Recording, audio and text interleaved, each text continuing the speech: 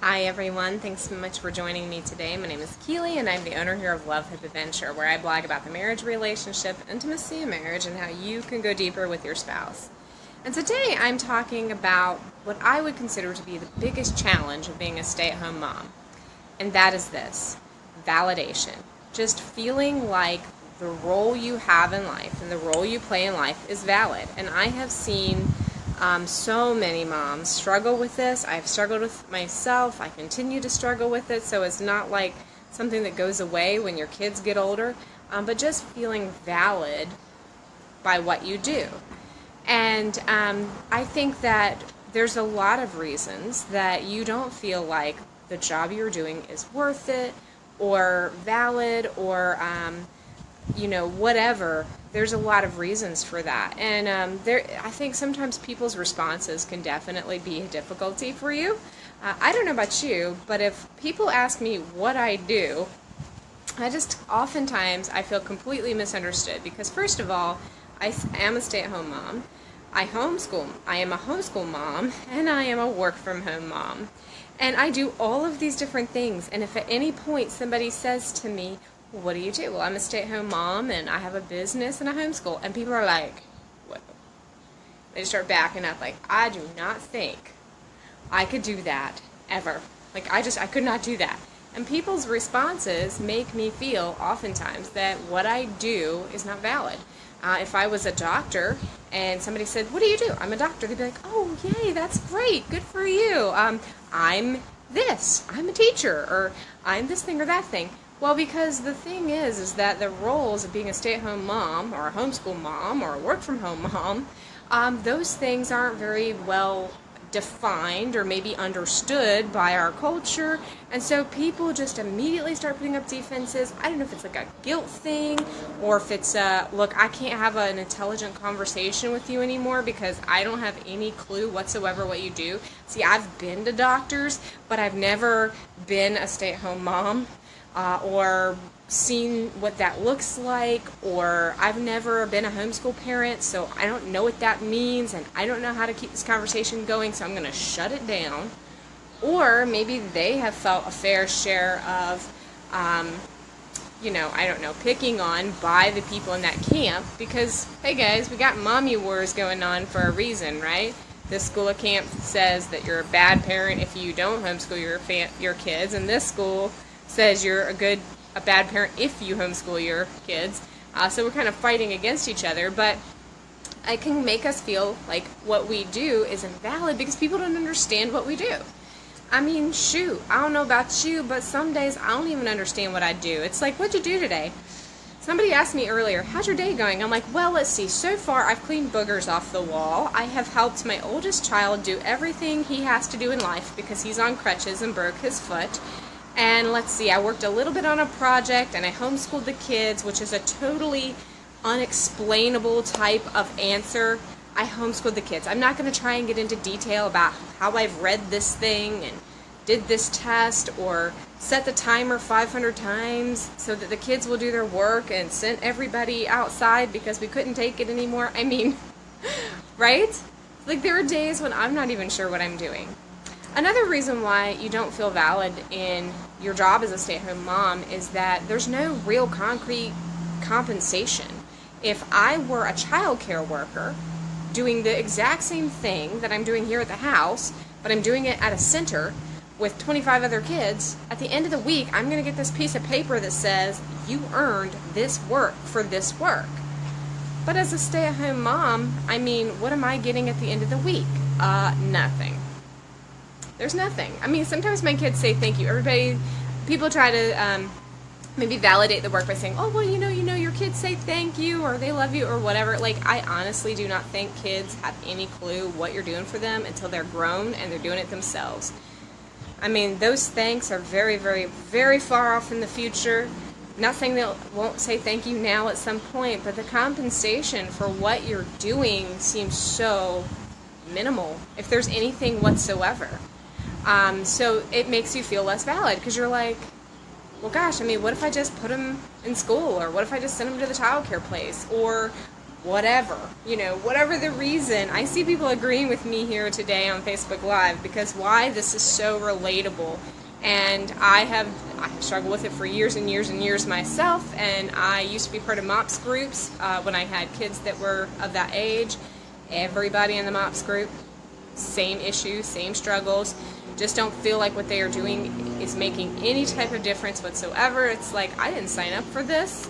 I did not sign up for this. I signed up to be a stay-at-home mom so I can make a difference in my kid's life, and I feel like all I'm doing all day long is cleaning up throw up and boogers on the wall and wiping everyone's butts, and what in the world have I got to show for it except for that I smell horrible. Somebody says, us stay-at-home moms play all kinds of roles from teacher to nurse to taxi drivers. Yep. So true, Angie. I have the same situation. It's like from day to day. I don't know. Yesterday, so I was like, I'm going to do these new productivity tools or whatever. And yesterday I was at the doctor for 3 hours getting a cast on my oldest child. After I had spent the morning dealing with internet phone company situation and it couldn't work. So, we just, from day to day, it kind of changes, right? And that's not something you can actually explain to people who don't know what it is that you do all day. And especially since at the end of the day, you sometimes feel like, I've got nothing to show for this. So not only does no one understand it, you don't get compensated, you have very little tangible things at the end of the day. You're like, gosh, what did I do? Oh my goodness, what happened today? Other reasons that you may not feel validated in what you do is because of just maybe your relationship with your family and friends. The people that do know you. Maybe your spouse doesn't really agree with what you're doing, or they don't seem to understand what you do either because they've never had to do it, and so they come home and they're like, what did you do all day? It looks like you're still in your pajamas. Why, yes, I am. Why, yes, I am.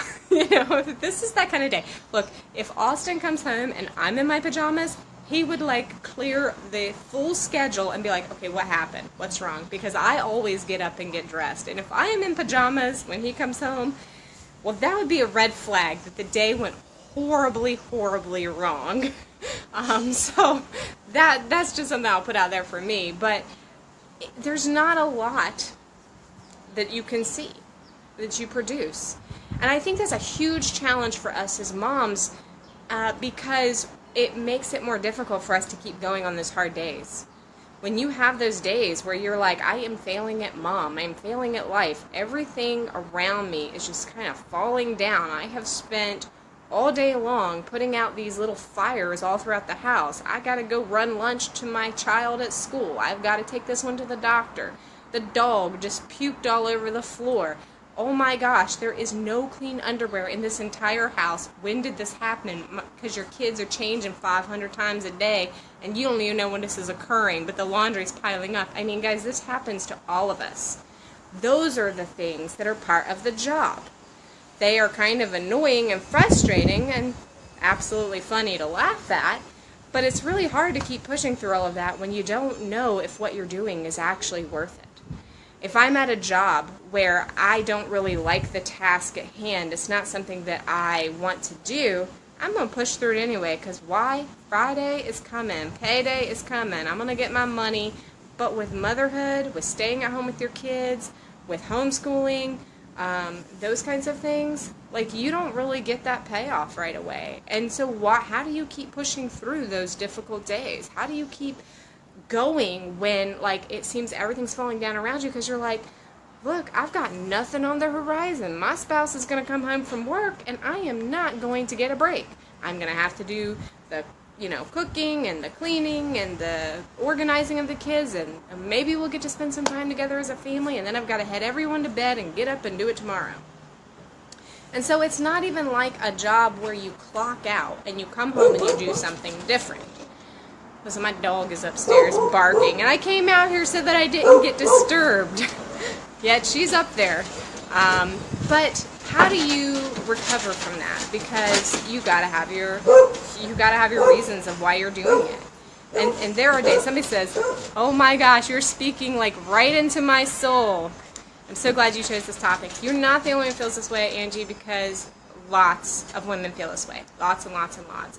And I try to be reminded that they feel this way because yesterday I was on Periscope, which you guys know, maybe you don't. I come on Facebook Live and I do Periscope, and they're two different audiences, but I try to talk about the same thing. And somebody asked me yesterday, well, how do you get dressed every day when you have a toddler or a baby? My 7-month-old. How do I do this? And it just reminded me that these are the challenges of motherhood. Not only are you managing life for everyone else, just finding time to take care of your own basic needs is a true challenge. Like, you did not know the kind of freedoms you had when you were a teenager. Like, when you're a kid or a teenager, you're like, I can't do anything in life. And then you get to be a grown-up and you're like, what was I thinking? Because I could take a shower and take a nap and eat food whenever I felt like. But now that I'm a grown person, these things are so hard to come by. And you're like, where do my freedoms go? You know what that does to you? It makes you feel like a kid. It makes you feel trapped in your life and in your house, and you don't get to feel grown. It's like there are days that go by where I'm like, am I still grown up?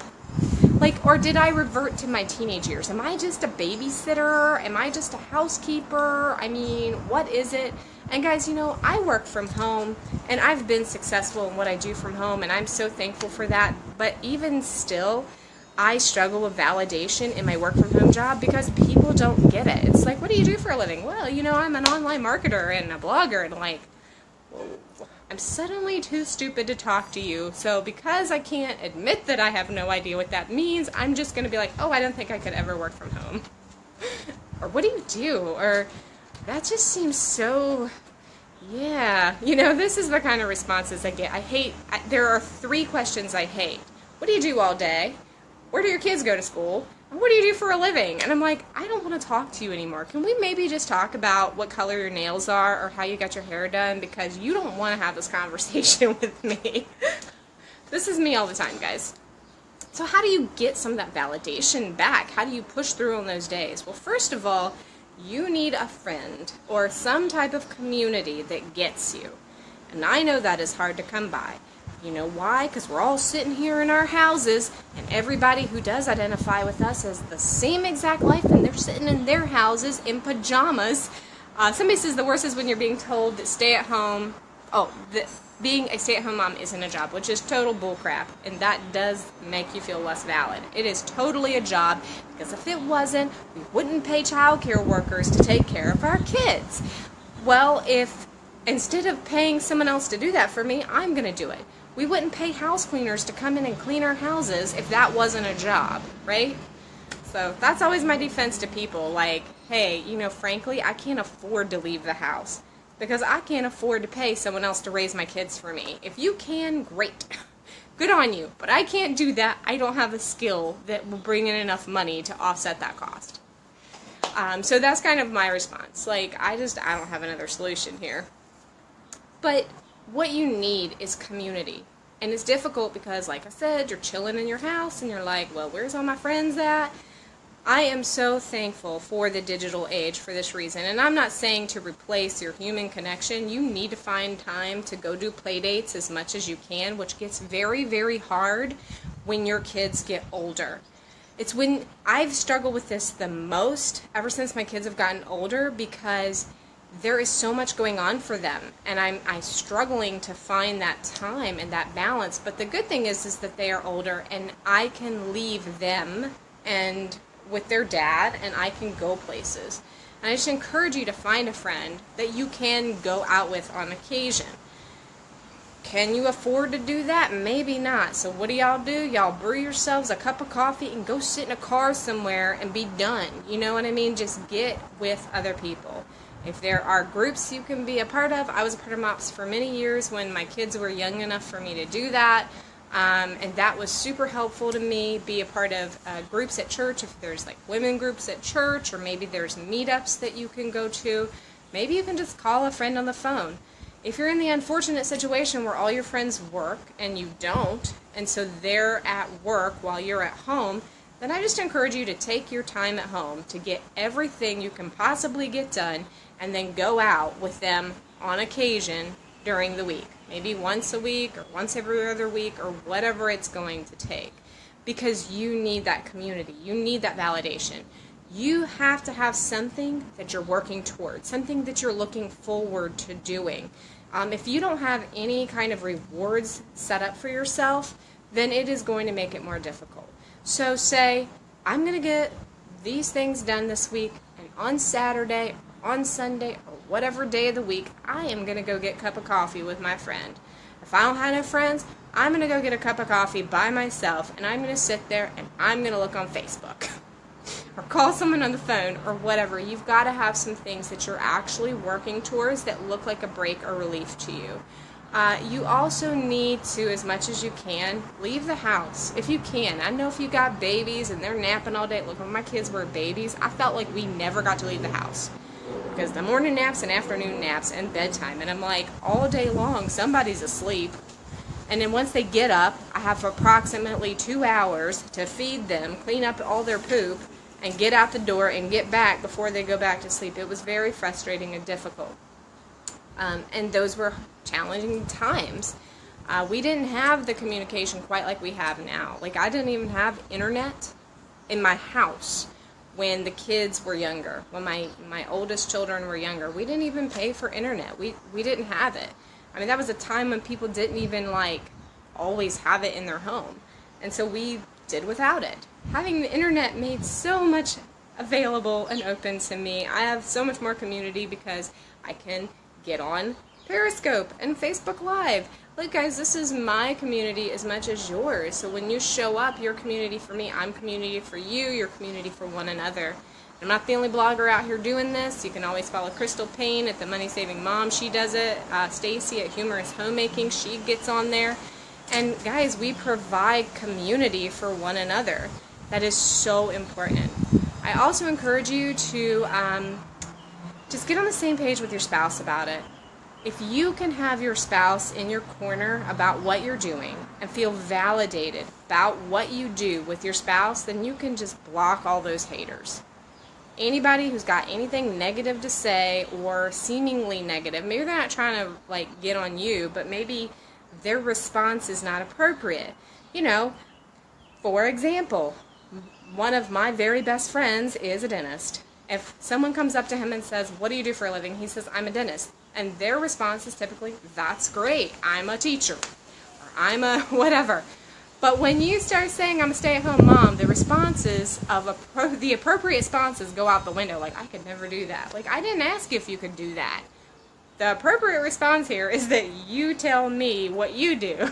Not let's have a discussion about why you made a different choice.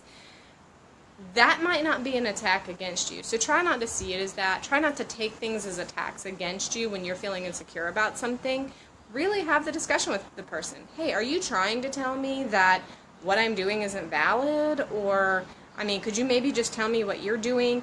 Kind of combat some of that. Work on the communication with that person about what they're really communicating to you when you say that. If it's somebody that is a close relationship to you, if they're just someone in passing, be like, well, okay. You know, you don't have to have a response to that. But just do what you can to mute those negative sounds. You don't have to defend yourself. You don't have to explain yourself.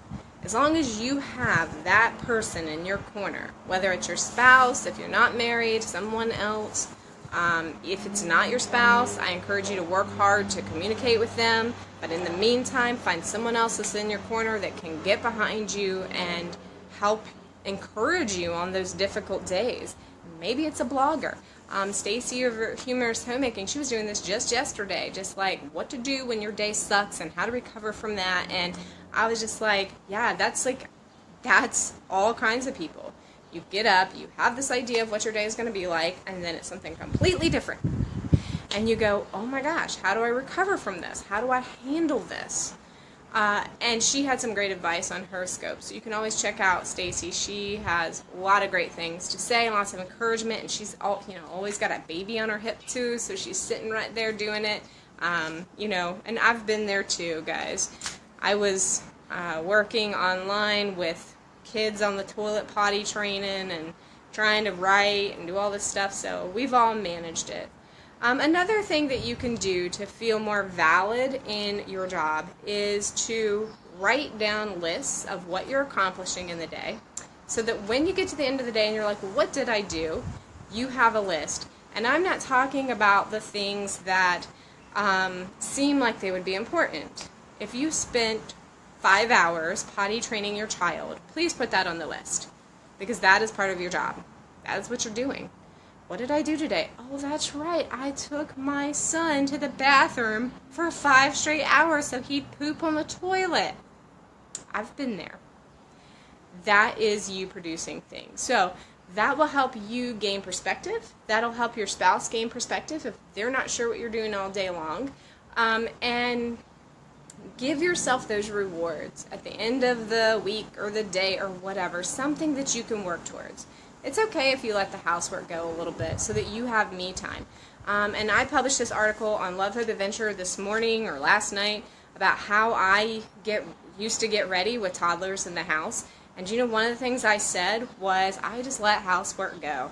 And I'm not talking about this lofty house goals where, you know, we're cleaning baseboards. I'm talking about we don't have no clean dishes and laundry right now, but I'm going to go get a shower, so that's what I'm talking about. Not the like really super clean house things that are extras. I'm talking about the basic housework that just has to get done. There's been plenty of times when I've let that stuff go, when I didn't get to it because I needed time for myself. And guys, don't rob yourself of that. Don't rob yourself of breaks. Don't rob yourself of spending time on yourself, and don't feel guilty about it because you need that time. If you were working out in a corporate world, you would get a lunch break and you would get other breaks throughout the day. So don't rob yourself of doing that. If you ever have questions for me or want me to tackle something here on Facebook Live, always feel free to email me, Keely@lovehopeadventure.com, or send me a private message through the Facebook page, and I will get that and be glad to talk to you. Thanks for joining me today. I hope you have a wonderful Tuesday, and I will chat with you guys later.